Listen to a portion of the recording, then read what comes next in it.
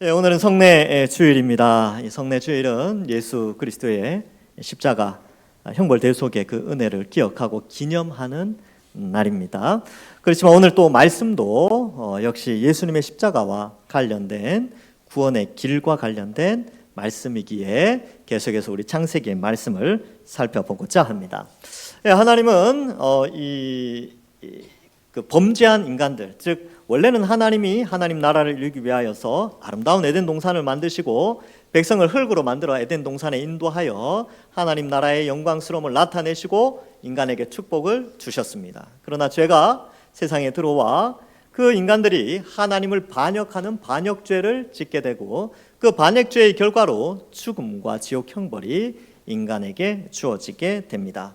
그러나 하나님은 약속을 하나 하시지요. 창세기 3장 15절에 보면 내가 너를 여자와 원수가 되게 하고, 이 너는 마귀를 의미하는데 마귀로 여자와 원수가 되게 하고 내 후손도, 마귀의 후손도 여자의 후손과 원수가 되게 하리니 여자의 후손은 내 머리를 상하게 할 것이요 너는 그의 발꿈치를 상하게 할 것이라 하시고, 여기 보면 이제 여자의 후손이 약속되어져서 이 여자의 후손이 죄의 근원으로 죄를 짓게 한 그 마귀의 머리를 상하게 할 것이다라는 복음을 알려주고 있습니다.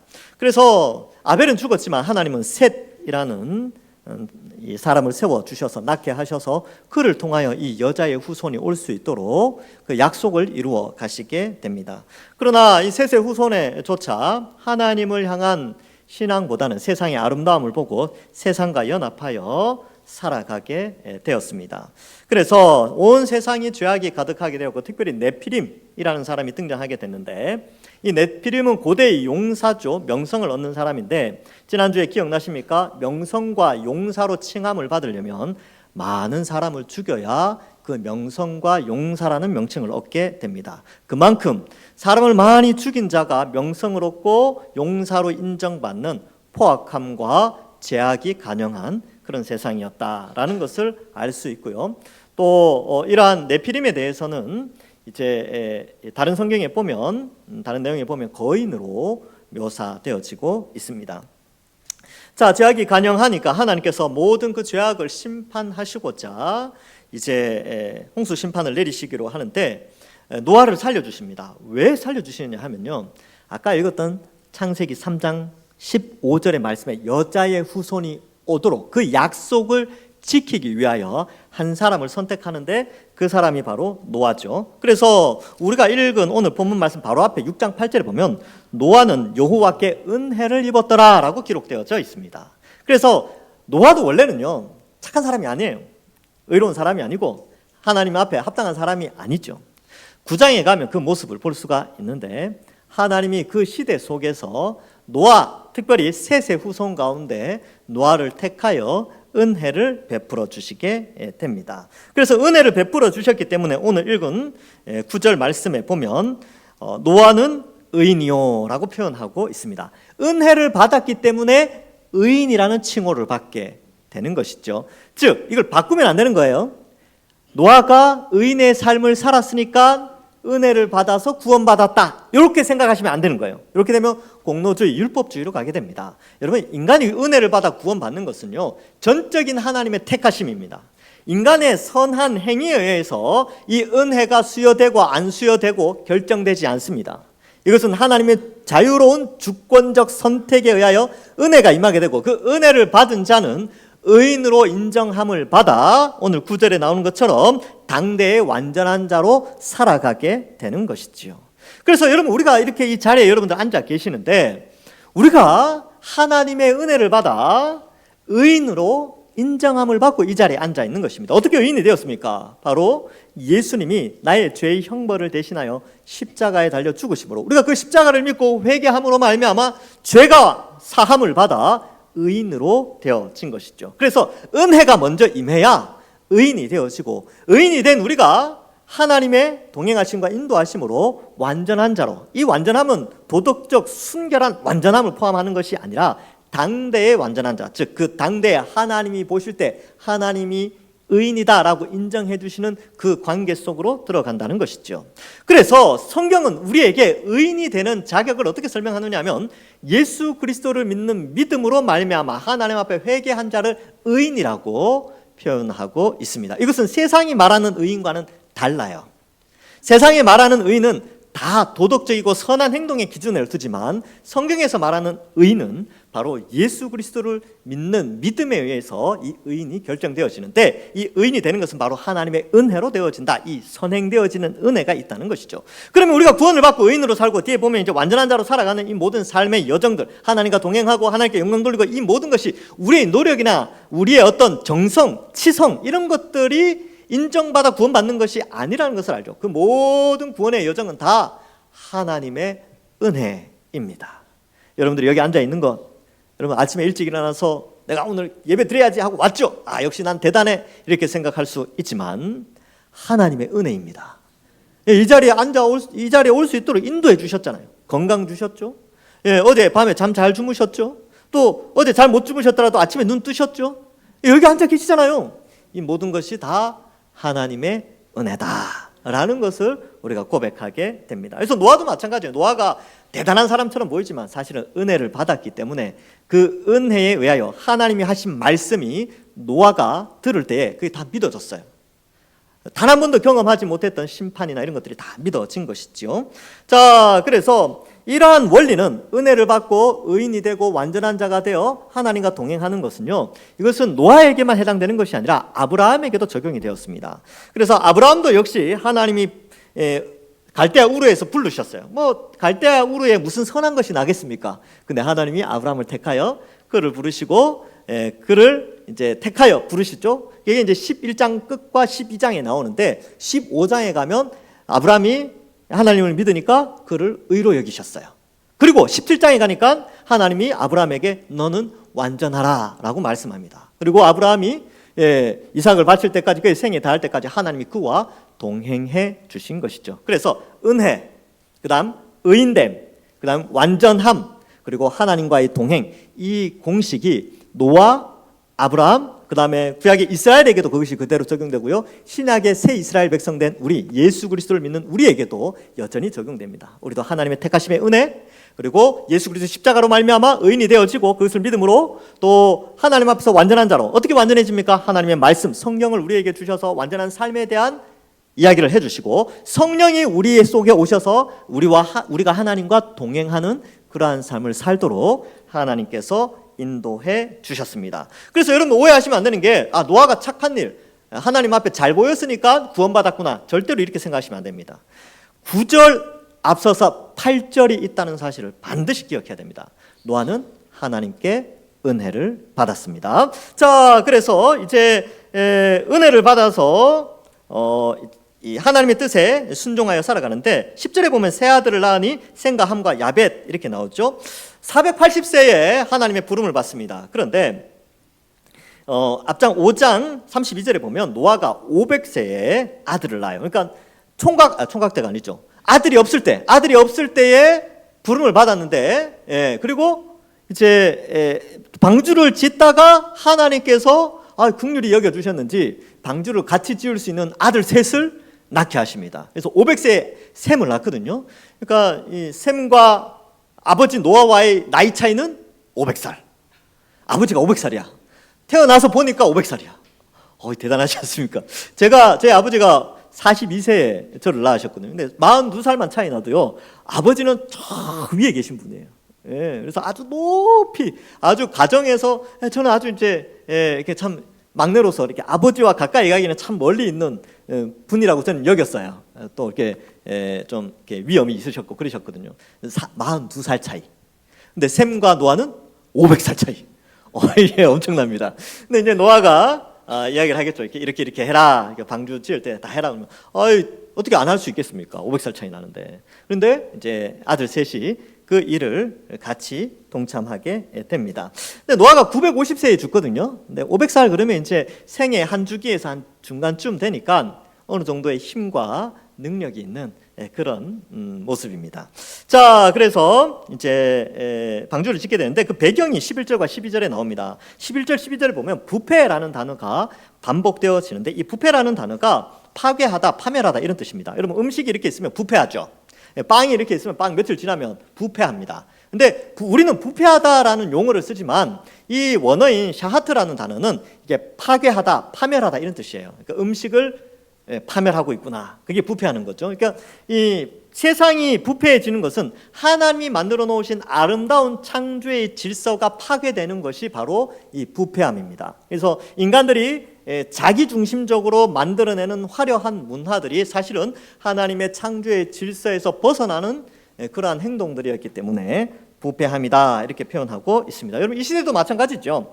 인간이 판단하기에는 문화를 발전시키고 세상의 사람들을 발전시키고 행복하게 만들어주는 것이라고 생각할 수 있지만 인간의 관점에서, 그러나 하나님의 관점에서는 하나님의 창조의 질서가 파괴되는 것이라면 그것은 부패한 것이 되는 것입니다. 그래서 하나님 앞에서 11절에 보면 하나님 앞에 부패하였다 이 표현을 쓰고 있는 것이죠. 이 세상은 어떻습니까? 우리가 살아가고 있는 이 세상 하나님 앞에서 어떻습니까?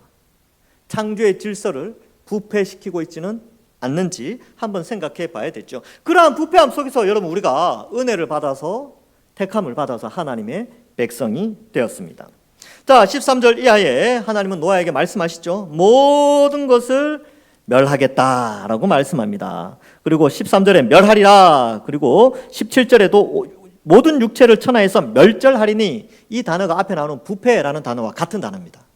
그래서 약간 워드플레이 같은 건데 창조 질서를 파괴하는 인간들을 파괴한다는 표현이 좀 그렇지만 심판하시는 그 하나님을 나타내고 있습니다. 자, 그래서 방주를 짓는데 노아가 뭐 방주를 만들어 봤겠습니까?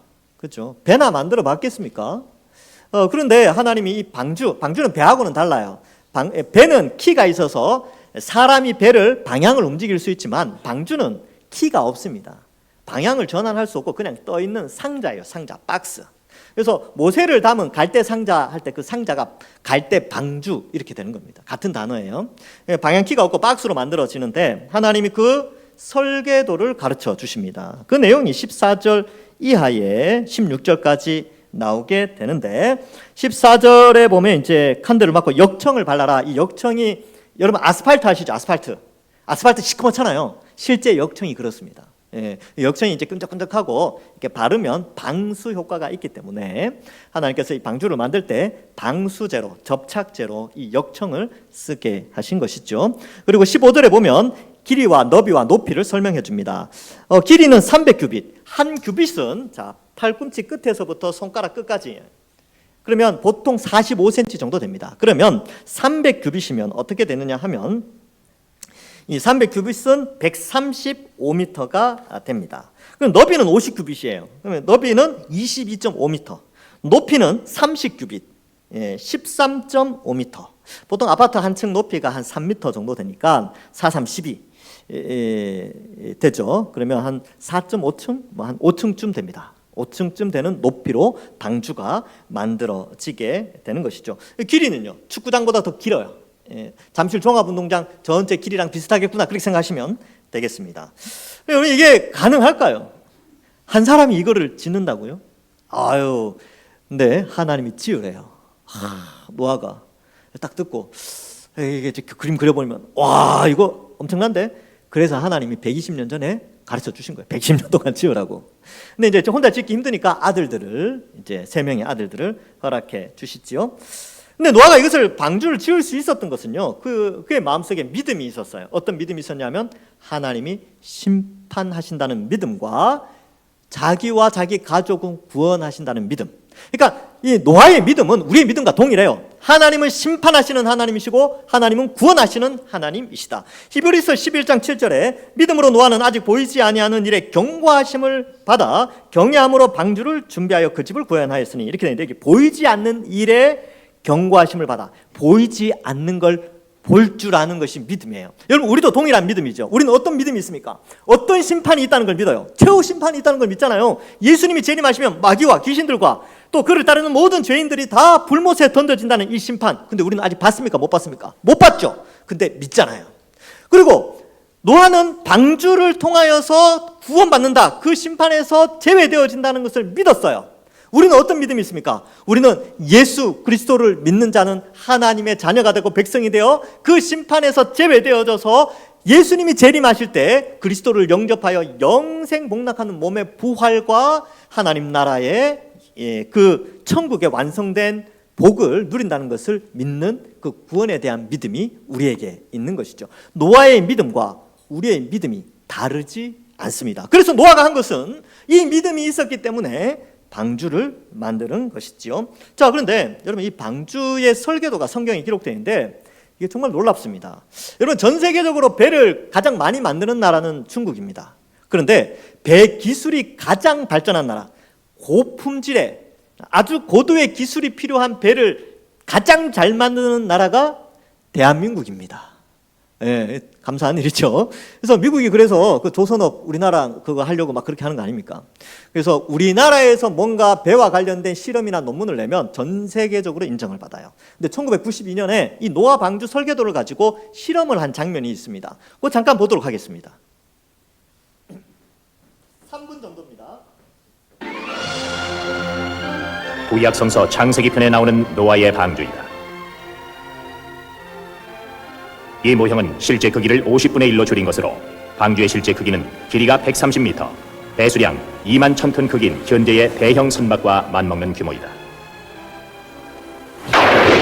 과연 이와 같이 거대한 크기를 갖는 노아의 방주가 성서에 기술된 격심한 홍수 중에서 안전한 운항을 할 수 있었는지, 또한 방주 안에 거주하고 있던 노아의 식구들과 동물들에게 미치는 영향은 얼마나 컸는지, 한국창조과학회에서는 이러한 의문에 대해 모든 사람들이 공감할 수 있는 해답을 구해보기 위해 해사기술연구소의 연구팀과 공동으로 노아 방주의 안전성을 평가하는 연구를 이론 및 모형 실험을 통해 수행했다.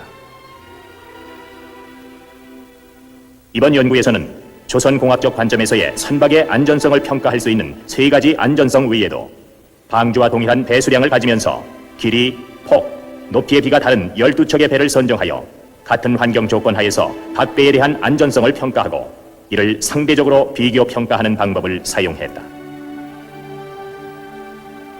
모형 실험에 있어서는 50분의 1의 축소 모형을 만들어 해사기술연구소 내의 대형 수조에 띄우고 인공파도를 만들어 최첨단 측정 장비들로 계측했다.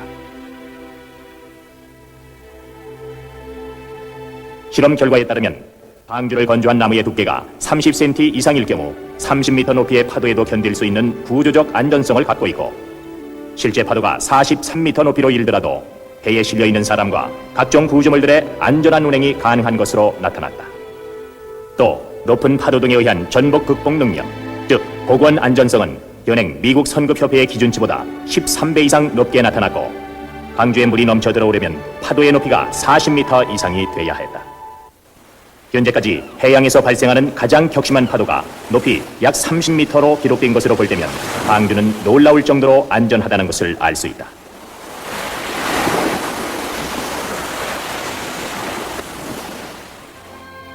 노아의 방주는 현재의 조선공학적 관점에서 볼 때 운항 안전 면에서 매우 현실성 있는 길이, 폭, 높이를 가지는 선박으로 평가됐으며, 높은 파도와 열악한 환경에서도 승무원, 화물 등을 싣고 안전하게 항해할 수 있는 최적의 배로 평가됐다.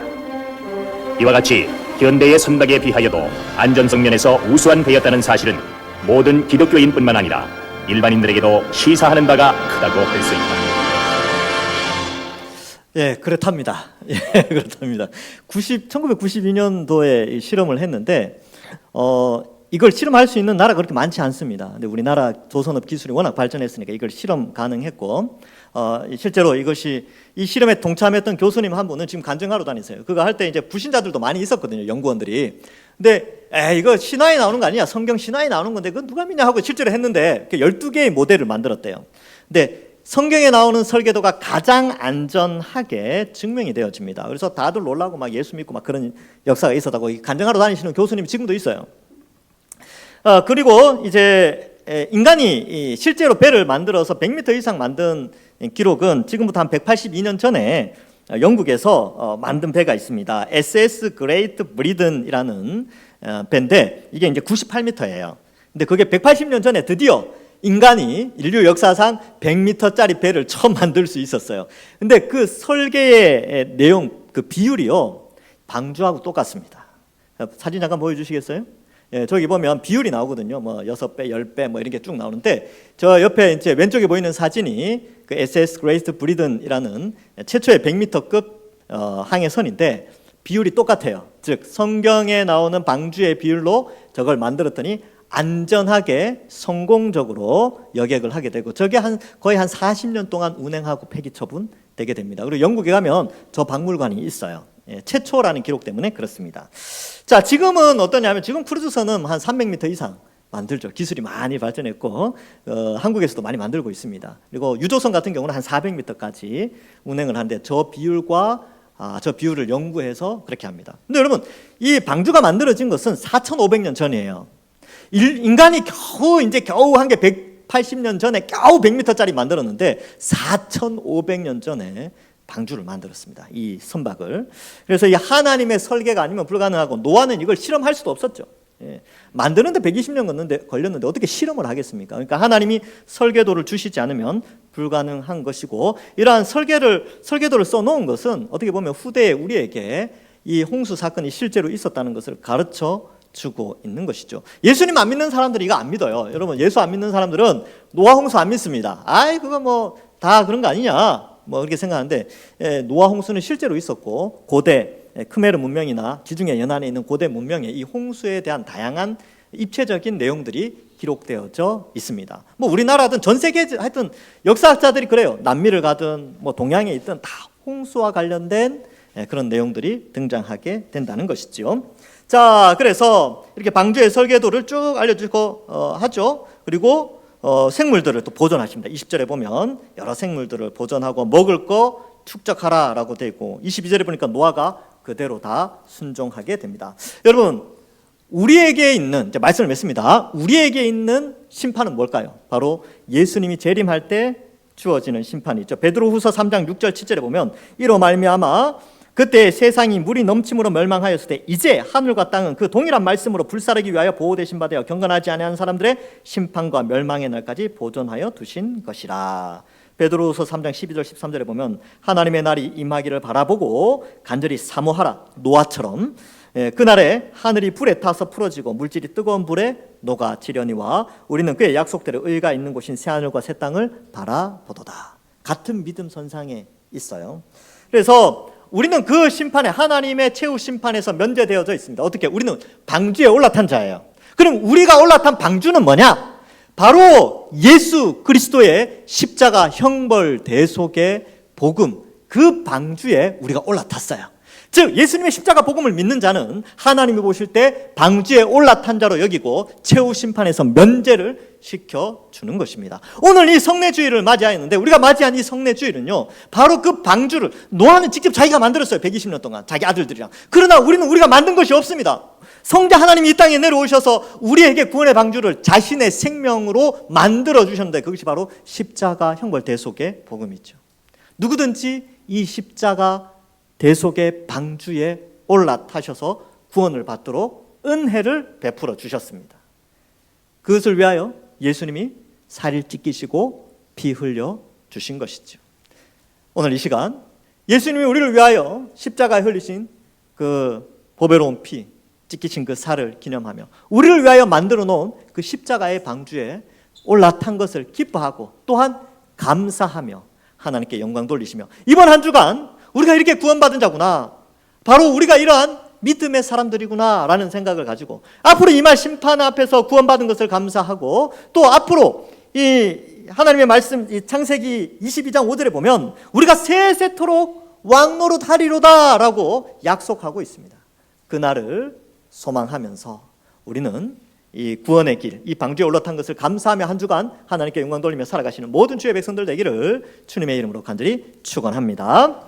기도하겠습니다. 하나님 감사합니다. 우리를 택하여 구원하여 주시고 예수 그리스도의 십자가 형벌 대속의 복음의 방주에 올라타 구원받게 하여 주신 은혜에 감사를 드립니다. 우리가 믿는 이 신앙 굳게 잘 붙잡고 오늘 이 시간 예수 그리스도의 십자가를 기념하고 기억할 때에 우리를 위하여 피 흘리신 그 예수님께 감사하며 또 그 삼위 하나님의 은혜에 영광 돌리는, 또 감사하는, 감격해하는 귀한 시간이 되게 하여 주시옵소서. 감사드리옵고 예수님의 이름으로 기도하옵나이다. 아멘.